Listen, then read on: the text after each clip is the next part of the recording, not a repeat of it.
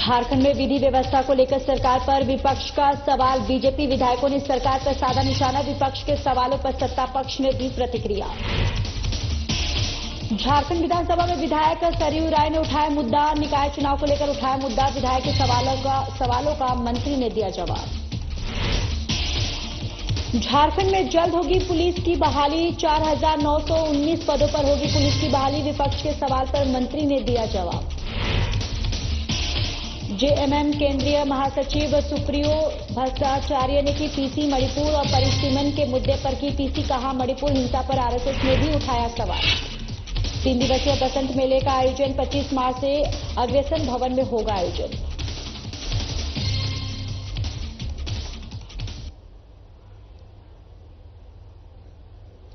नमस्कार, बहुत स्वागत है आप सभी का। मैं हूं आपके साथ ज्योति यादव। चलिए बुलेटिन की शुरुआत करते हैं। झारखंड विधानसभा बजट सत्र के दौरान आज राज्य में विधि व्यवस्था के मुद्दे पर विपक्षी बीजेपी ने अपनी राजनीतिक प्रतिक्रिया दी है। साथ ही सत्ता पक्ष के विधायक ने भी प्रतिक्रिया व्यक्त की है।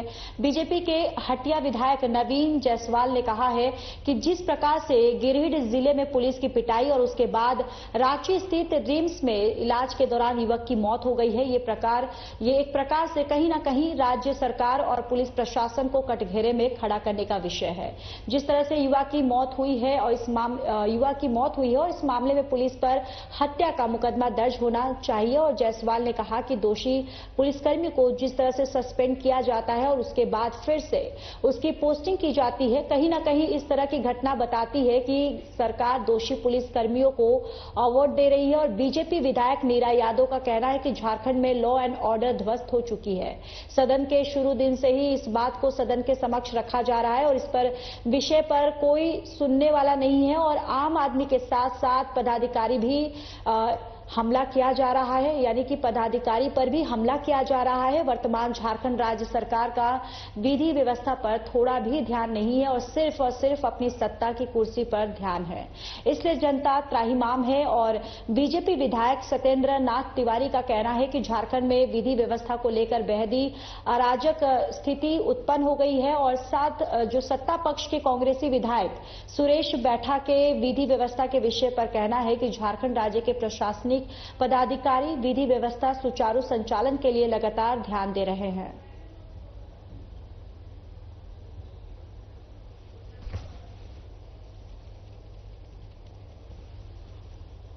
का माहौल उत्पन्न हुआ है। कहीं न कहीं पुलिस के ऊपर जो कंट्रोल होना चाहिए वो प्रशासन का नहीं है। आज गिरिडीह की भी घटना देखेंगे, जिस बर्बरता के साथ वहां पर थाना में ले जाकर मारा गया। और अभी जो घटना सामने आई है कि पुलिस के पीटने के वजह से रिम्स पहुंचने के बाद उसकी मृत्यु हो गई, तो वैसे पुलिस पदाधिकारी पर हत्या का मामला दर्ज करके उसको अविलंब गिरफ्तार करना चाहिए। और आम लोग के ऊपर जिस तरह से हत्या पर पुलिस सक्रिय होती है, उसी तरह उस पर दंडित करना चाहिए। एक सिमरिया में भी थाना प्रभारी को जो है वहाँ एसपी ने हटाया मारपीट के आरोप में, फिर 2 दिन के बाद जो है उसको पोस्टिंग दे दी। ये तो कार्रवाई से कैसे? इसका मतलब यही है कि सरकार उसको अवार्ड दे रही है। जिसने गलत किया उसको आप 2 दिन के लिए सस्पेंड किए और उसके बाद फिर 2 दिन के बाद नया थाना का प्रभारी बनाए। तो ये दर्शाता है कि सरकार का क्लियर इंडिकेशन है कि आप जितना भी बर्बरतापूर्ण काम करेंगे आप दंडित नहीं होंगे, सरकार आपको सम्मानित करेगी। तो खुला भ्रष्टाचार है। भ्रष्टाचार के साथ साथ अत्याचार है। इसलिए कि आम लोग जो थाना में जाकर न्याय मांगते हैं, न्याय के जगह उसको अगर लाठी और डंडे से ऐसा पीटा जाए जिससे उसकी मृत्यु हो जाए, इससे बड़ा दुखद और कुछ इस राज्य में नहीं हो सकता। झारखंड में लॉ एंड ऑर्डर जो है ध्वस्त हो चुकी है, व्यवस्था बिल्कुल बिगड़ चुकी है। सदन के शुरू दिन की कार्रवाई से हम लोग पर डे इस बात को रख रहे हैं, लेकिन कहीं कोई सुनने वाला नहीं। आज आम नागरिक को छोड़ दीजिए, यहाँ पदाधिकारी भी सुरक्षित नहीं है। कभी एसडीएम के ऊपर गाड़ी चलाने की कोशिश की जाती है, कभी यहाँ के जो ऑफिसर वनकर्मी कहते हैं कि भाई अवैध खनन आप क्यों कर रहे हैं। अब बताइए, अगर वनकर्मी को अगर खनन माफिया पीट रहे हैं, मतलब कहाँ कानून व्यवस्था रह गया। पुलिस भी पीट रहा है, आम आदमी को पीट रहा है। एक दहशत, एक भय का माहौल है। लोग जिसे वेस्ट बंगाल में जो माहौल है वही माहौल झारखंड अराजक की स्थिति होगी। अराजक आप लोग सुरक्षित है ना? हम लोग भी बड़ी नहीं कर सकते, नहीं कर सकते, नहीं कहा नहीं जा सकता। बंगाल बन रहा है क्या? बंगाल बनने की ओर है।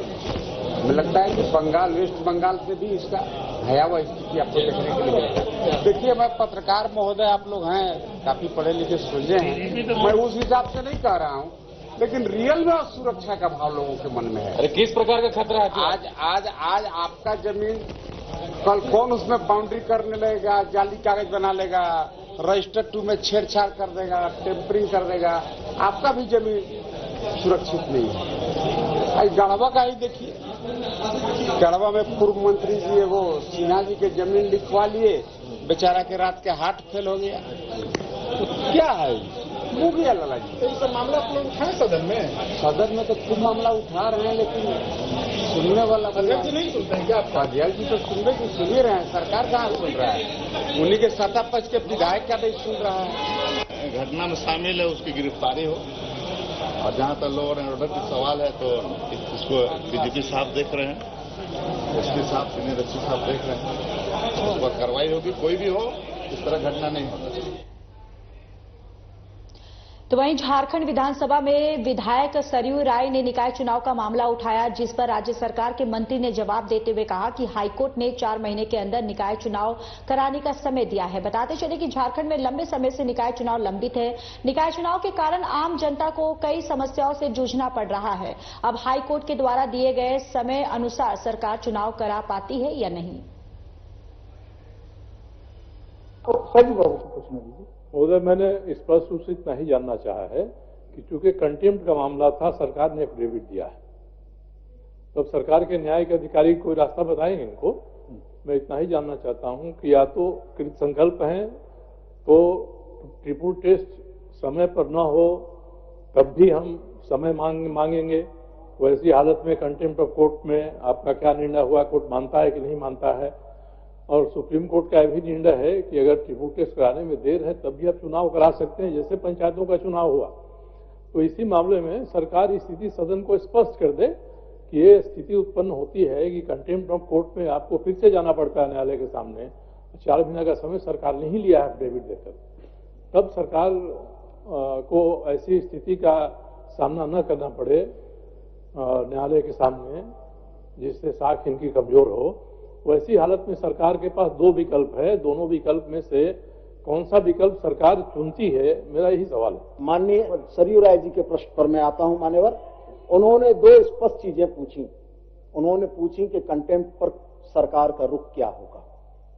हमने बहुत स्पष्ट और जवाब दिया उनको कि 16 तारीख की तिथि तक, चूंकि कुछ समय हमारे पास अभी बचा हुआ है, शेष 3 जिलों का अगर ट्रिपल टेस्ट आ जाता है और हम आरक्षण रोस्टर का अनुपालन करते हुए निकाय चुनाव के उन सीटों को आरक्षित करने में कामयाब होते हैं तो निश्चित समय अवधि में हम चुनाव कराएंगे।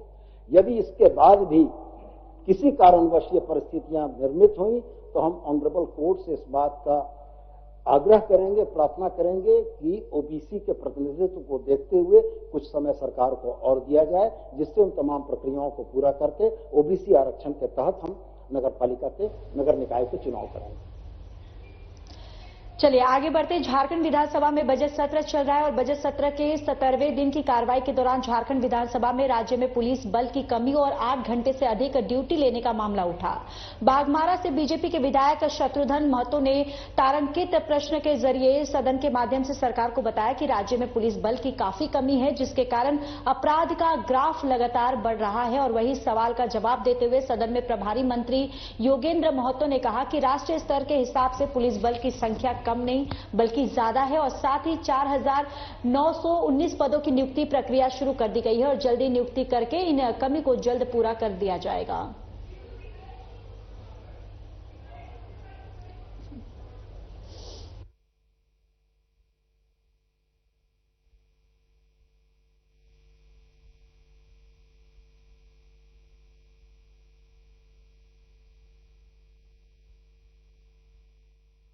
राज्य में पुलिस बल की कमी है, जिसके चलते अपराध का ग्राफ बढ़ा हुआ है। और दूसरा, उनका खंड का पूरक है महोदय कि क्या सरकार रिक्त पदों की बहाली करना चाहती है। ये दो खंड है महोदय। तो चूंकि जिस खाली पद है तो निश्चित तौर पर महोदय कुल पदों के लिए जो आरक्षी के लिए कुल 4919 पदों के लिए नियुक्ति कार्रवाई की जा रही महोदय। और कई ऐसे पद होते हैं महोदय जहां उसको इंटरनल प्रमोशन के आधार पर उसको उस जगहों को भरा जाता है। वो एक नियमित प्रक्रिया है महोदय। उस प्रक्रिया पर विभाग गंभीर है और समय समय पर उसका इंटरनल प्रमोशन हो रहा है महोदय। और जो नियुक्तियां हैं क्योंकि विज्ञापन भी उसका निकल चुका है महोदय, हम समझते हैं कि अति शीघ्र उस पर। झारखंड मुक्ति मोर्चा के केंद्रीय कार्यालय में केंद्रीय महासचिव सुप्रियो भट्टाचार्य ने प्रेस को संबोधित करते हुए उन्होंने बीजेपी को एक बार फिर से मणिपुर और परिसीमन के मुद्दे पर कटघरे में खड़ा किया। उन्होंने कहा कि विगत 21, 22 और 23 मार्च को आरएसएस सबसे बड़ा कमेटी अखिल भारतीय प्रतिनिधि सभा में आरएसएस के अनुसार 2 बातों पर चर्चा की गई।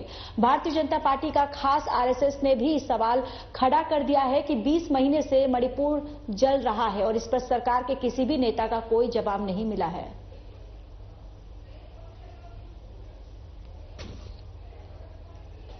इस बीच में विगत 21, 22 और 23 तारीख को आरएसएस का जो सबसे बड़ा कमेटी होता है, हम लोग सबको जानते हैं, वो उनका अखिल भारतीय प्रतिनिधि सभा होता है, जहां वार्षिक प्रतिवेदन भी प्रस्तुत किया जाता है और आगामी दिनों के कार्यक्रम भी तय किए जाते हैं। हमको याद है कि 2020 में प्रतिनिधि सभा में ये घोषणा हुई थी कि 2025 चूंकि शतवर्ष होगा आरएसएस का, तो वो वर्ष पूरी तरह से आनंदमयी होगा और कई तरह के उस समय विचार आए थे कि राष्ट्र क्या से क्या हो जाएगा। लेकिन इस जो प्रतिनिधि सभा हुआ उसमें बातें समझ में आई कि हम लोग इसका सेलिब्रेशन नहीं करेंगे। 100 वर्ष का कोई आनंद उत्सव नहीं होगा। ये वर्ष आरएसएस का एक्सटेंशन का वर्ष होगा, उसके फैलाव का वर्ष। उसमें कई आंकड़े दिए गए, कई हजार, कई लाख शाखाओं का और वर्ग संगठन के कामकाज का ब्यौरा दिया गया, जिसमें सबसे ज्यादा शाखाएं दक्षिण भारत के हिस्से में ही आई और संचालित भी हो रही है। पूरे इस प्रतिनिधि सभा में आदरणीय मोहन भागवत जी भी थे, उनके जनरल सेक्रेटरी जिसको जो होसबोले जी हैं वो भी थे भारतीय जनता पार्टी के, जिसकी आधिकारिक घोषणा की गई। उसमें 2 बातें बहुत प्रमुख हैं। एक है मणिपुर। आरएसएस यह मानती है कि विगत 20 महीनों से मणिपुर जल रहा है और आगामी कई वर्ष लगेंगे मणिपुर में हालात सुधरने के लिए। यह हमारा ऑब्जर्वेशन नहीं है, ये भारतीय जनता पार्टी के जो मातृ संगठन जिनके कोख से भारतीय जनता पार्टी का जन्म हुआ है, वो संगठन मानती है कि 20 महीनों से मणिपुर जल रहा है। सरकार क्या कर रही है, इस विषय में जब उनसे पूछा गया, सरकार के मंत्री रहते हुए भी वहां पर कोई जवाब। आगामी बिहार विधानसभा चुनाव को लेकर सियासत तेज हो गई है। ऐसे में सभी पार्टियों के नेता अब क्षेत्र में नजर आ रहे हैं और इसी क्रम में छपरा के मांझी में जन सुराज पार्टी के द्वारा जन संवाद सम्मेलन किया गया। ये कार्यक्रम जन सुराज पार्टी के भावी विधायक प्रत्याशी उदय शंकर सिंह के नेतृत्व में किया गया। इस दौरान उन्होंने कहा कि जनता का कहना है कि हम सभी पार्टियों के कार्यकाल को देख लिया है और इस बार जन सुराज को देखना है। मौके पर लगभग 200 से अधिक लोगों ने जन सुराज पार्टी की सदस्यता ग्रहण की।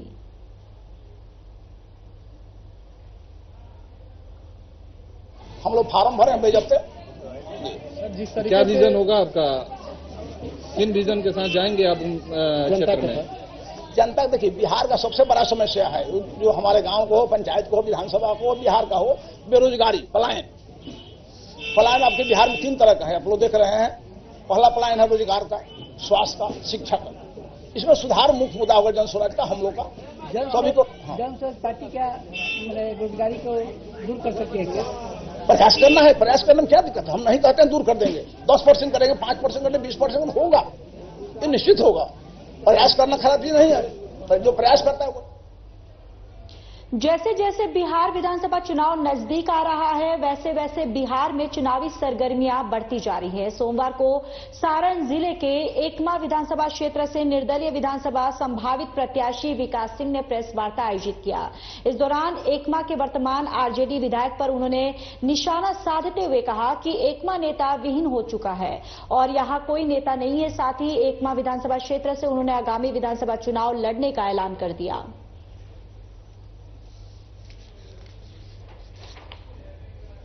विधानसभा के सभी सम्मानित जनता से हम यही कहेंगे कि आप नए चेहरा को, नए लोगों को मौका दीजिए। पुराना चेहरा जो भी आपने मौका दिया वो आपके अगर कसौटी पे खड़े उतरे हैं, अगर नहीं उतरे हैं तो आप नए लोगों को मौका दीजिए। नया हम मैदान में हैं, हम आपके कसौटी पे खड़े उतरेंगे, ये मेरा प्रयास। किन मुद्दों के साथ आप चुनाव मैदान में आए? देखिए, प्रमुख मुद्दा हमारा जो एकमा का है कि एकमा अभी आप देखेंगे काफी पिछड़ा हुआ इलाका है। इसमें आप रोड की स्थिति देखें, रोड भी पिछड़ा हुआ है। शिक्षा की बात करेंगे तो शिक्षा में काफी पिछड़े हुए हैं। स्वास्थ्य की व्यवस्था बिल्कुल लचर है। यहाँ मतलब रेफर के अलावा कहीं कोई इलाज नहीं होता है। शिक्षा की व्यवस्था की जाए तो शिक्षा की व्यवस्था दुरुस्त नहीं है। हर एक पंचायत स्तर पे कोई मतलब पंचायत स्तर पे किसी को न शिक्षा की व्यवस्था मुहैया हो रही है न। सुपौल जिला युवा कांग्रेस ने राष्ट्रीय अध्यक्ष उदय भानु चिब का जन्मदिन मनाया और जन्मदिन के अवसर पर सुपौल अध्यक्ष मार्केट के प्रांगण में मिठाई का वितरण किया गया। इस दौरान युवा कांग्रेस के लक्ष्मण कुमार झा ने कहा कि हमारे राष्ट्रीय अध्यक्ष उदय भानु ऊर्जावान और लोकप्रिय युवा नेता है। साथ ही कहा कि राष्ट्रीय अध्यक्ष के दिशा निर्देश पर पार्टी लगातार देश हित और जनहित में लगातार कार्य करते रहेगी। हमारे भारतीय युवा कांग्रेस के राष्ट्रीय अध्यक्ष आदरणीय उदय भानु चिब जी का जन्मदिन है और हम इनके उदय भानु चिब जी के युवा कांग्रेस के राष्ट्रीय अध्यक्ष जो हैं उनके जन्मदिन के मौके पर हम सुपौल अयोध्या मार्केट में अपने समर्थकों के साथ मिठाई का वितरण किए हैं और हम आशा करते हैं ऐसे राष्ट्रीय अध्यक्ष, ऊर्जावान राष्ट्रीय अध्यक्ष यूथ कांग्रेस के हम लोगों को हमेशा मिलते रहे और इनके दिशा निर्देश पर हम आगे लगातार काम करते रहे, क्योंकि ऐसे राष्ट्रीय अध्यक्ष जो है इनका युवा के प्रति, छात्रों के प्रति, देश हित में मतलब गरीबों के प्रति, महिलाओं के प्रति, सभी के प्रति जो इनका भावना है, इसका मैं कितना खुशी जाहिर करता हूं। वैशाली जिले के महनार प्रखंड क्षेत्र अंतर्गत बासुदेवपुर चंदेल रेलवे स्टेशन के पास अखिल भारतीय पान महासंघ के एक दिवसीय महासभा का आयोजन किया गया। सभा में पहुंचे पान महासंघ के राष्ट्रीय अध्यक्ष इंजीनियर आईपी गुप्ता ने सभा को संबोधित करते हुए कहा कि आगामी बिहार विधानसभा चुनाव में तांती तत्वा पान समाज केंद्रीय भूमिका में रहेगा और साथ ही कहा कि 13 अप्रैल को पटना गांधी मैदान में पान समाज का महाजुटान होने जा रहा है। बेटियां जो डॉक्टर बन गई पीएमसीएच में, पूर्णिया मेडिकल कॉलेज में, उसको गर्दन पकड़ के निकाले। क्या चाहते हो तुम कि हमारी बेटियां एसडीएम नहीं बने? क्या चाहते हैं आप कि हमारा बेटा राज मिस्त्री बना रहे, मार्बल मिस्त्री बना रहे और हमारा गांव तांती ततवा का टोला नौजवानों से खाली रहे? जाओ तांती तटवा के टोले में पूछो सरवन तांती किधर है, मिथिलेश तांती किधर है, घनश्याम तांती, राम तांती किधर है? तब बोलेगा कोई दिल्ली में है, कोई चेन्नई में है, कोई कलकत्ता में है। 78 बरस से हमारा वोट लेते रहे हमें और हम आलिंगन करते रहे और आपने मुझे आलिंगन किया और हमारी रीढ़ की हड्डियां तोड़ते रहे आप। लेकिन अब आईपी गुप्ता पैदा लिया है। एक एक घर में आईपी गुप्ता पैदा करूं और कहूंगा हमें आलिंगनबद्ध करने वाले, हमने अपने छाती को चौड़ा किया है। तो वहीं पूर्वी सिंहभूम जिला अंतर्गत 12 पंचायत टीबी मुक्त घोषित किए गए। इसे लेकर विश्व टीबी दिवस अवसर पर जिला दंडाधिकारी से उपायुक्त अन्य मित्तल ने जिला के 12 टीबी मुक्त पंचायतों के मुखिया को कार्यालय कक्ष में स्मृति चिन्ह, शॉल और प्रशस्ति पत्र भेंट कर सम्मानित किया। साथ ही civil surgeon doctor Sahir Paul, जिला यशमा पदाधिकारी डॉक्टर ओपी केशरी और स्वास्थ्य विभाग की पूरी टीम को बधाई देते हुए उनके प्रयासों की सराहना की। साथ ही कहा कि पूर्वी सिंहभूम जिला को वर्ष 2030 तक टीबी मुक्त करने का लक्ष्य रखा गया है। इसके लिए जिले के स्वास्थ्य विभाग के पदाधिकारी जिम्मेदारी से अपने कर्तव्यों का निर्वहन करें।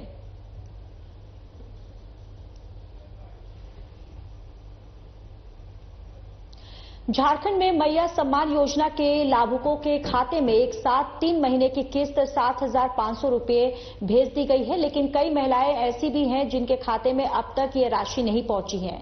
अब वे महिलाएं ब्लॉक का चक्कर लगाने के लिए विवश हैं और उनके मन में एक ही सवाल उठ रहा है कि उनके खाते में राशि क्यों नहीं पहुंची। अधिकतर महिलाएं ये जानना चाह रही हैं कि आखिर गड़बड़ी कहां हुई और किन चीजों को सुधारने की जरूरत है। मामला जमशेदपुर का पूरा बताया जा रहा है। चेक कराने के लिए आए। एक बार भी नहीं आया है। एक बार कब भरा था? शुरुआत में जो शुरुआत में इसलिए चेक करा लेंगे तो पता चलेगा ना कि क्या है क्या नहीं। उम्मीद क्या लग रहा है, आएगा कि नहीं आएगा? नहीं आएगा, धीरे धीरे करके जब आ रहा है सब करेगा, बताएंगे तब ना कि क्या उसमें कमी योजना के लिए। कब से लग रहा है? 11 बजे से। 11 बजे हो जाते हैं। 2 दिन घूम के गए, एक बार भी नहीं। क्या बोल रहा है? बोल रहा है आज नहीं होगा, सोमवार से शुक्रवार को होगा। शनिवार को आए थे तो बोला कि शुक्रवार का ये सोमवार को ये आज नहीं होगा, वापस तो चले गए। फिर आए। कितना वर्ष कब भरे थे फॉर्म? कब भरे थे? फॉर्म फेस्टिवल जमा किए थे 8 तारीख। एक बार भी आया पैसा? एक बार भी नहीं। उसी समय हम लोग भरे, एक बार भी हम लोग के नहीं आया है। जो मकान मालिक है पैसा है उसको आ रहा है, भाड़ा में है, हम लोग के नहीं आ रहा है। क्यों नहीं आ रहा है? तीसरा बार आए हैं, जब आते हैं तो बोलते हैं पास हो गया, पास हो गया। पास हुआ है नहीं किया है। यहाँ पर से भेज देते हैं कि पास हो गया है और घर जाते हैं तो पैसे नहीं आया है। भरे फार्म। कहाँ रहते हैं? बागबड़ा में रहते, रानीडी में। एक बार नहीं आया पैसा। अखिल भारतीय मारवाड़ी महिला सम्मेलन रांची शाखा के द्वारा 3 दिवसीय बसंत मेले का आयोजन 25 से अग्रसेन भवन में किया जा रहा है, जिसको लेकर आज अग्रसेन भवन में प्रेस वार्ता किया गया, जिसमें कार्यक्रम का संयोजिका अलका सरावगी ने विस्तृत जानकारी साझा किया है। 17 वर्षों से हम लगातार बसंत मेला कर रहे हैं। 25, 26, 27 मार्च को हमारा 3 दिवसीय मेला लगने जा रहा है अग्रसेन भवन में 50 स्टॉलों के साथ। और इसमें बहुत जगह से लेडीज आती हैं, महिलाएं आती हैं अपने उत्पाद लेके, जिससे उन्हें यहाँ पे बहुत अच्छा प्लेटफॉर्म मिलता है। इसीलिए आज 17 साल से हमारे पास जितनी महिलाएं आ रही हैं, मुझे लगता है वो वापस से हमेशा ही आ रही हैं, तो उन्हें बहुत अच्छा मिलता है रिस्पॉन्स, तभी वो यहाँ आ रही हैं। और 25, 26, 27 मार्च को हमारा है उद्घाटन। हमारा कल सुबह 25 तारीख को 11 बजे सेवा भारती के अध्यक्ष गुरुशरण दास जी हैं और पूर्व विभागाध्यक्ष अर्थशास्त्र की डॉक्टर वंदना रॉय हैं, वो आएंगे। और परसों 26 तारीख को हम लोग गणगौर सिंधारा का उत्सव करेंगे महिला अपनी बहनों के साथ। 26, 27 को हमारा समापन। स्टॉल चार्ज तो अलग अलग मैंने कहा ना जरूरी नहीं है, इसलिए 6,000 रुपये हैं, लेकिन बहुत बहनें यदि नीडी होती हैं तो हम लोग। गोड्डा जिला प्रशासन आगामी पर्व त्योहार को लेकर एक्शन मोड में है। इसी कड़ी में प्रशासनिक पदाधिकारियों ने ईद, सरहुल और रामनवमी पर्व को शांतिपूर्ण और सौहार्दपूर्ण वातावरण में संपन्न कराने को लेकर क्षेत्र का भ्रमण किया। इस दौरान लोगों से मुलाकात कर आवश्यक दिशा निर्देश दिए। इस मौके पर सदर प्रखंड विकास पदाधिकारी दयानंद जायसवाल, पुलिस उपाधीक्षक कुमार गौरव और अंचलाधिकारी ऋषि कुमार सहित अन्य पदाधिकारी मौजूद रहे।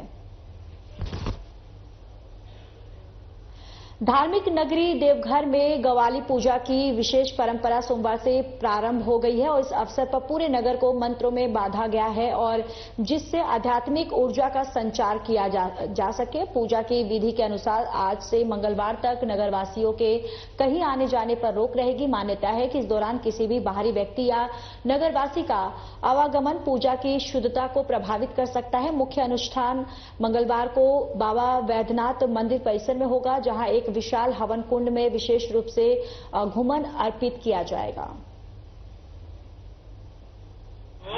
25 मार्च को गवाली पूजा नाम ही इसका कव्वाली पूजा है, गाँव वाली पूजा।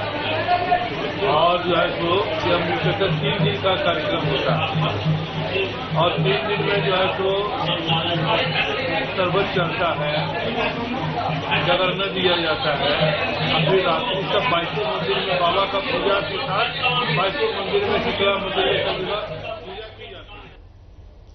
कोडरमा में स्वच्छ भारत मिशन ग्रामीण के तहत जल जीवन मिशन के अंतर्गत जल गुणवत्ता पर 1 दिवसीय प्रशिक्षण सह उन्मुखीकरण कार्यशाला का आयोजन किया गया। ये कार्यक्रम जिला के झुमरी तलैया स्थित शिव वाटिका होटल में किया गया। कार्यशाला के शामिल हुई कोडरमा उपायुक्त मेघा भारद्वाज ने जल सहायकों और मुखियाओं से कचरे का निष्पादन और जल से जुड़े कई सवाल किए। मौके पर उपायुक्त ने अपना सुझाव भी दिया। हम लोगों ने सभी जितने भी हमारे जलसैया दीदी लोग हैं और मुखियागण को इनवाइट किया था। 1 दिवसीय कार्यशाला है वाटर क्वालिटी टेस्टिंग को लेकर और जो ठोस कचरा प्रबंधन है, खास करके उसमें प्लास्टिक वेस्ट रिसाइकलिंग उसको लेकर, और इन जनरल जो स्वच्छ भारत मिशन या ODF प्लस का जो हमारा टारगेट्स है ग्राम पंचायत को स्टार रेटिंग वगैरह दिलाने का, उसके संबंध में भी एक वर्कशॉप है। जागरूकता भी आ जाएगी और एक काइंड ऑफ रिविजन भी जलसैया का हो जाए कि उनकी क्या क्या जिम्मेदारियां हैं। तो उसमें आज सभी को बताया गया है कि उनके क्या क्या रोल्स एंड रिस्पॉन्सिबिलिटी है। जो हमारा प्रोजेक्ट आ रहा है प्लास्टिक वेस्ट रिसाइकलिंग का, तो उसमें ग्रामीण से लेकर। चलिए, इस बुलेटिन में इतना ही। बाकी देश और दुनिया की तमाम बड़ी खबरों के लिए जुड़े रहिए हमारे साथ। नमस्कार।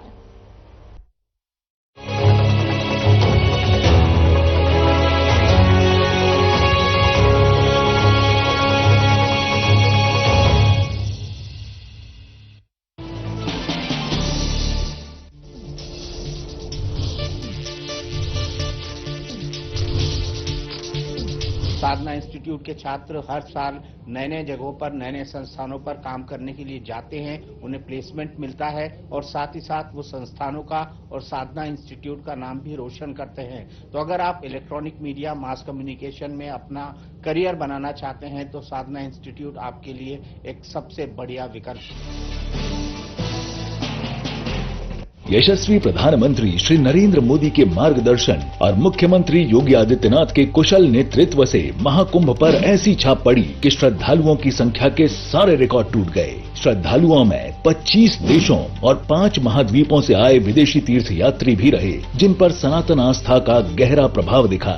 एप्पल के को फाउंडर स्टीव जॉब्स की पत्नी लॉरेन पावेल जॉब्स ने निरंजनी अखाड़े के शिविर में प्रवास किया और दीक्षा ली। अमेरिका, फ्रांस, रूस, यूक्रेन, ऑस्ट्रेलिया, स्पेन, दक्षिण Africa, Brazil, Trinidad Tobago, Guyana, Switzerland, Fiji, Finland, Taiwan, Malaysia, Mauritius, Singapore, Sri Lanka, Myanmar सहित पूरे विश्व के लोगों ने वसुधैव कुटुंबकम की भावना को यहाँ अनुभव किया। मानवता की इस अमूर्त धरोहर में शामिल होने वालों में 77 देशों के 118 राजनयिक भी रहे। इस तरह महाकुंभ केवल धार्मिक आस्था का केंद्र न होकर सांस्कृतिक मेलजोल और अंतर्राष्ट्रीय संबंधों को प्रगाढ़ करने के मंच में भी बदल गया। क्या रंग खिला, क्या रूप सजा, मैंने ही नहीं दुनिया ने कहा।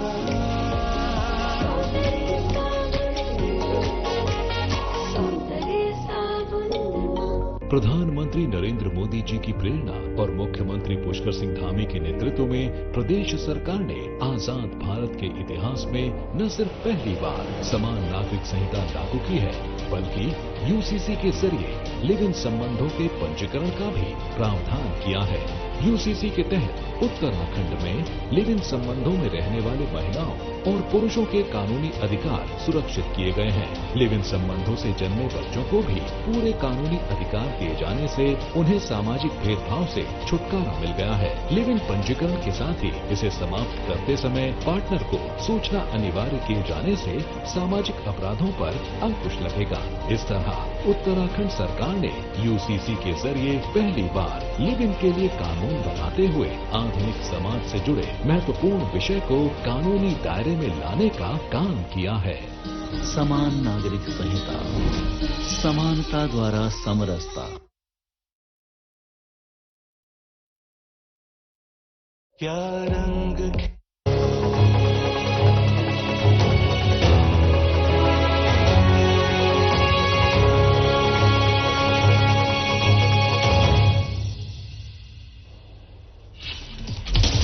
छत्तीसगढ़ विधानसभा के रजत जयंती समारोह में राष्ट्रपति मुर्मू ने लिया हिस्सा। राष्ट्रपति